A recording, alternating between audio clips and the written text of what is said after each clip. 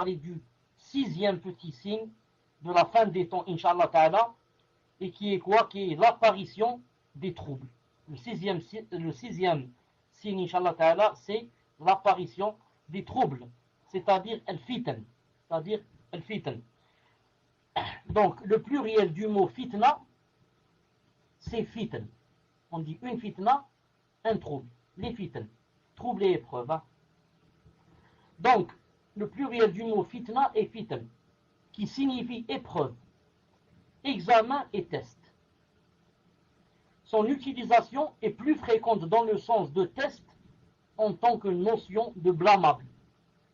C'est alors qu'on l'utilisa pour toute chose blâmable ou qui s'y rapporte, telles que le péché, l'incroyance, le meurtre, la brûlure et toute chose détestable. Le prophète sallallahu alayhi wa sallam nous informa que parmi les signes de la fin des temps figure l'apparition des grands troubles, durant lesquels la vérité se mêle au mensonge, de sorte que la foi vacille au point que l'homme se réveillant au matin, croyant, deviendra la nuit mécréant, et que celui passant la nuit croyant se réveillera au matin mécréant. À chaque fois qu'apparaît un trouble, et il dira, le croyant dira toujours, celui-ci, c'est ma perte, celui-ci est comme ça. Ainsi, les troubles ne cesseront d'apparaître parmi les gens jusqu'à la venue de l'heure. Abu Moussa al-Ash'ari radiyallahu ta'ala anhu rapporte que le prophète sallallahu alayhi wa sallam a dit: il y aura avant la venue de l'heure des troubles tels des parties de la nuit sombre. L'homme se réveillera le matin croyant et sera le soir mécréant, et passera la nuit croyant et se réveillera au matin mécréant. Il a dit: celui qui est assis sera meilleur que celui qui est debout, et celui qui est debout sera meilleur que celui qui marche, et celui qui marche sera meilleur que celui qui court. Brisez donc vos arcs, coupez les cordes de ces derniers, et frappez de vos épées la pierre. Si l'on entre chez l'un de vous, qu'il soit tel le meilleur des deux fils d'Adam, qu'il soit tel le meilleur des deux fils d'Adam. Hadith authentique. Voir le Musnad de l'imam Ahmed et son Abi Daoud, son Ibn Majah aussi, et Cheikh Al-Albani l'a authentifié dans Sahih Al-Jami', tome 2, numéro 2045. Donc le prophète sallallahu alayhi wa sallam, quand il a cité ce hadith et il a prédit ce qui allait arriver comme fitan et comme trouble, vous voyez que le prophète sallallahu alayhi wa sallam, toujours dans sa sunna, il donne quoi? Après qu'il dise qu'une chose par exemple va arriver, il donne toujours la solution. Non, il donne toujours la solution. C'est comme lorsqu'il a interdit à quelqu'un d'échanger des dates contre d'autres dates. Il lui a dit: ça c'est riba, c'est l'usure. Mais voilà ce que tu fais. Tu vends tes dates, avec cet argent, tu achètes d'autres dates. Et comme ça, à chaque fois, lorsqu'il a vu quelqu'un uriner dans la mosquée, il lui a dit: on ne fait pas ça dans la mosquée. La mosquée, c'est pour telle et telle chose. Naam. Et aussi Allah Ta'ala dans le Coran, lorsqu'il a interdit l'usure, il a dit: il a montré la solution, c'était quoi? C'est que la vente était quoi? Était licite. Ici, le prophète sallallahu alayhi wa sallam, quand il a parlé des troubles qui allaient venir, il a donné la solution. La solution, c'est quoi? Brisez donc vos arcs. Il faut briser les arcs. Il faut couper les cordes de ces derniers et frapper les épées contre la pierre pour que ça se casse, pour qu'on ne puisse plus les utiliser. Il a dit: si l'on entre chez l'un de vous, c'est-à-dire si quelqu'un rentre chez vous, rentre pour te tuer, bien sûr, il a dit qu'il soit alors, c'est-à-dire que vous soyez alors tel le meilleur des deux fils d'Adam. On a dit une fois que les deux fils d'Adam, ce qui est très connu chez les gens et chez beaucoup de savants, c'est qu'ils s'appellent Habil ou Qabil. Mais on avait dit que ce n'était pas vrai et qu'il n'y avait aucun hadith authentique et encore moins un verset qui disait cela. Mais malgré cela, ça se trouve dans presque tous les livres de l'islam. Mais il n'y a rien d'authentique qui dise que voilà leurs deux noms. Ici, le prophète sallallahu alayhi wa sallam nous a ordonné, s'il y a une fitna, et quelqu'un rentre chez nous et veut nous tuer, il a dit, alors essayez d'être comme le meilleur des deux fils d'Adam. Le meilleur des deux fils, c'est qui? C'est celui qui est mort et non pas celui qui a tué. C'est celui qui a dit, La in basatta ilayya yadaka li taqtulani, ma ana bi basitin yadiya ilayka li aqtulak. Uridu an tabu'a bi ithmi wa ithmi. Il lui a dit, si tu vas tendre ta main pour me tuer, moi je ne vais pas tendre ma main pour te tuer. Je voudrais que ce soit toi qui prennes tous les péchés. Il a dit, comme ça, vous devez être, sallallahu alayhi wa sallam.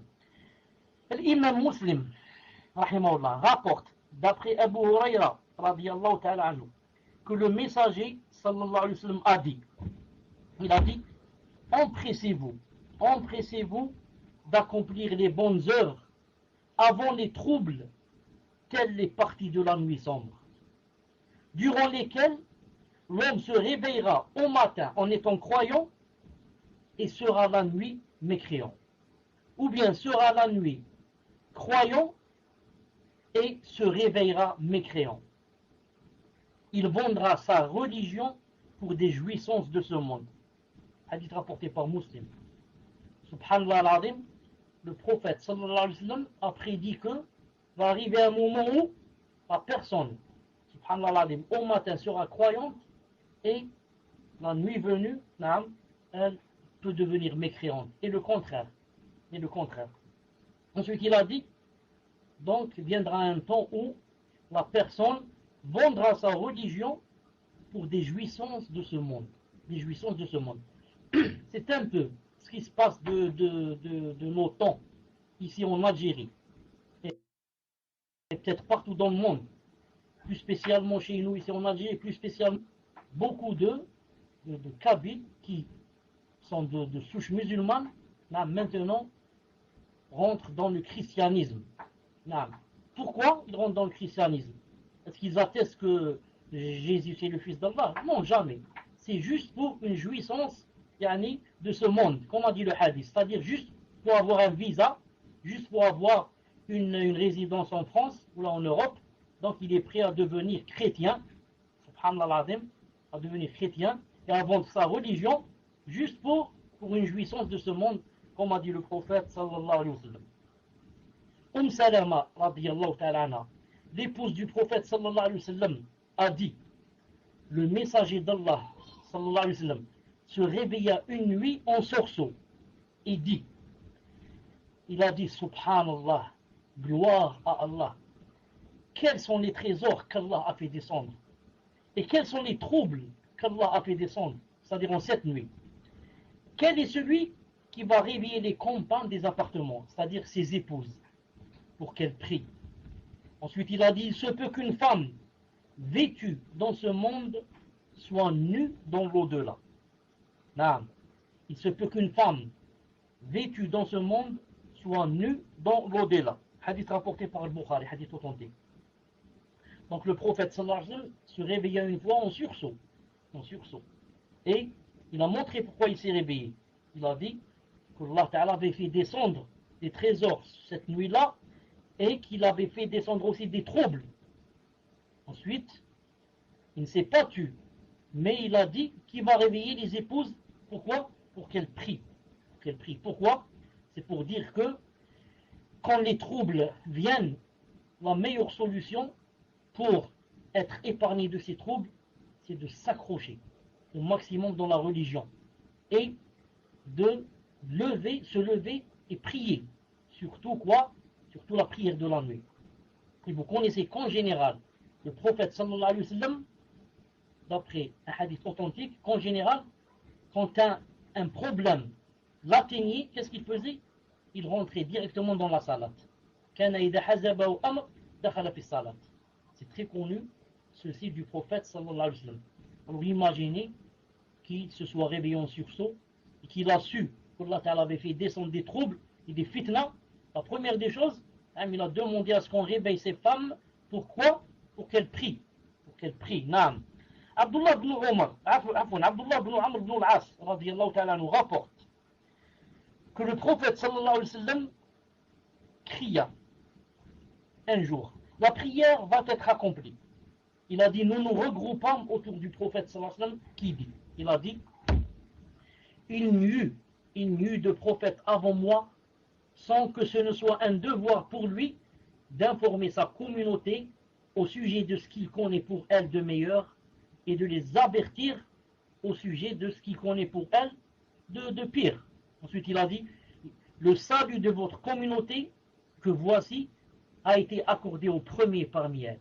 Naam, ce sont les premiers, les salaf, auxquels Allah Ta'ala a accordé le salut. Quant aux derniers, nous et ceux qui vont venir, ils seront atteints par des épreuves et des choses que vous désapprouverez. Il a dit, l'épreuve viendra et chaque épreuve atténuera l'autre. L'épreuve viendra telle que le croyant dira, il dira celle-ci. C'est-à-dire c'est celle-là qui va quoi? Qui va m'exterminer. C'est celle-là qui va me faire tomber. Et entrer au paradis, que vienne sa mort alors qu'il croit en Allah et au jour dernier. Apporté par Muslim. Les hadiths relatant les troubles sont très nombreux, car le prophète sallallahu alayhi wa sallam a averti sa communauté de ceux-ci et leur a recommandé de s'en protéger.